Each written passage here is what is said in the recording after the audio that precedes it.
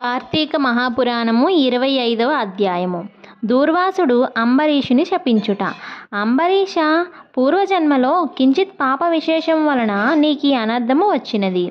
నీ బుద్ధిచే దీర్ఘముగా ఆలోచించి నీకెటులు అనుకూలించునో అటులనే చేయుము. ఇక మాకు సెలవిప్పించుము అని పండితులు పలికిరి. అంతా అంబరీషుడు, ఓ పండితోత్తములారా, నా నిశ్చయతాభిప్రాయమును ఆలకించి వెడలుడు. ద్వాదశి నిష్టను విడుచుట కన్నా విప్రశాపము అధికమైనది కాదు. జలపానము చేయుట వలన బ్రాహ్మణుని అవమానపరచుటనూ కాదు, ద్వాదశిని విడుచుటయునూ కాదు. అప్పుడు దూర్వాసుడు నన్నెలా నిందింపరు.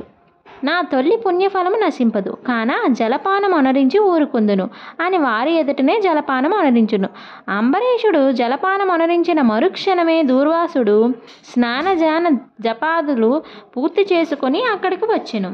వచ్చిన వెంటనే ఆ ముని మహారౌద్రకారుడై కండ్ల వెంట నిప్పులు క్రక్కుచూ, ఓరి మదాంధ, నన్ను భోజనానికి రమ్మని నేను రాకనే నీ వేళ భుజించితివి. ఎంత దుర్మార్గము, ఎంత నిర్లక్ష్యము, ఎంతటి ధర్మ పరిత్యాగివి. అతిథికి అన్నము పెట్టెదనని ఆశ చూపి పెట్టకుండా తాను తినినవాడు మలభక్షకుడొగుడు. అట్టి అధముడు మరుజన్మలో పురిగై పుట్టును.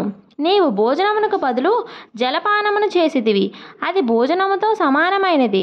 నీవు అతిథిని విడిచి భుజించినావు, కాన నీవు నమ్మక ద్రోహి అవుతువే గాని హరిభక్తుడు ఎట్లు కాగలవు? శ్రీహరి బ్రాహ్మణ అవమానమును సహింపడు.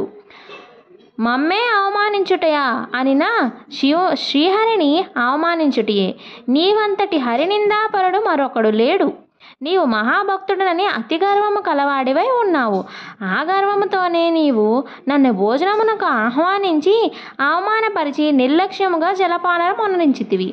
అంబరీష, నీవెట్లు పవిత్ర రాజకుటుంబంలో పుట్టినావురా?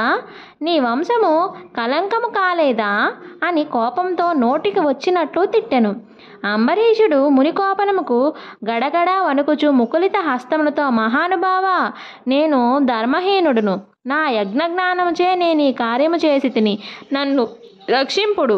బ్రాహ్మణులకు శాంతియే ప్రధానము. మీరు తపోధనులు, దయాదాక్షిణ్యము గలవారు, కాన నన్ను కాపాడుడు అని అతని పాదములపై పడెను. దయాశూన్యుడైన దూర్వాసుడు అంబరీషుని తలను తన ఎడమకాలితో తన్ని, దోషికి శాపమీయకుండా ఉండరాదు. నీవు మొదటి జన్మలో చేపగాను, రెండవ జన్మలో తాబేలుగాను, మూడవ జన్మలో పందిగాను, నాలుగవ జన్మలో సింహముగాను, ఐదవ జన్మలో వామనుడుగాను, ఆరవ జన్మలో క్రూరుడవగు బ్రాహ్మణుడుగాను, ఏడవ జన్మలో మూఢుడైన రాజుగాను, ఎనిమిదవ జన్మలో రాజ్యము గాని సింహాసనము గాని లేనట్టి రాజుగాను, తొమ్మిదవ జన్మలో పాషాండ మతస్థునిగాను, 10వ జన్మలో పాపబుద్ధి గల దయలేని బ్రాహ్మణుడుగాను పుట్టెదువు గాక అని వెనుక ముందు ఆలోచించక శపించెను. ఇంకనూ కోపం తగ్గనందున మరలా శపించుటకు ఉద్యక్తుడగుచుండగా శ్రీ మహావిష్ణువు బ్రాహ్మణ శాపమును వృధా కాకూడదని తన భక్తునకు ఏ అపాయము కలుగకుండుటకు అంబరీషుని హృదయంలో ప్రవేశించి, మునివర్య, అటలనే మీ శాపమును అనుభవింతును అని ప్రాధేయపడిను. కానీ దూర్వాసుడు ఇంకనూ కోపం పెంచుకొని శపించబోగా శ్రీమన్నారాయణుడు తన సుదర్శన చక్రమును అడ్డుపెట్టెను. ఆ సుదర్శనము కోటి సూర్యప్రభలతో అగ్నిజ్వాలలు క్రక్కుచూ దూర్వాసునిపై పడబోయెను. అంత దూర్వాసుడు ఆ చక్రము తనను మసిచేయనని తలంచి ప్రాణముపై ఆశ కలిగి అచటి నుండి బ్రతుకు జీవుడా అని పరుగిడెను. మహా తేజస్సుతో చక్రాయుధము దూర్వాసుని తరుముచుండెను. దూర్వాసుడు తను కాపాడమని భూలోకమున ఉన్న మహామునులను, దేవలోకమున కరిగి దేవేంద్రుని, బ్రహ్మలోకములోనికి వెళ్ళి బ్రహ్మదేవుని, కైలాసమునకు వెళ్ళి పరమేశ్వరుని ఎంత ప్రార్థించినను వారు సైతము చక్రాయుధమున భారి నుండి దూర్వాసుని కాపాడలేకపోయిరి. 25వ 25వ రోజు పారాయణము సమాప్తము. ఇప్పటి వరకు వచ్చిన కార్తీక పురాణం అధ్యాయాలని ఎవరైనా వినకపోయినట్లయితే ఇప్పుడే మన ఛానల్ని సబ్స్క్రైబ్ చేసుకొని అన్ని కార్తీక పురాణం అధ్యాయాలని వినండి.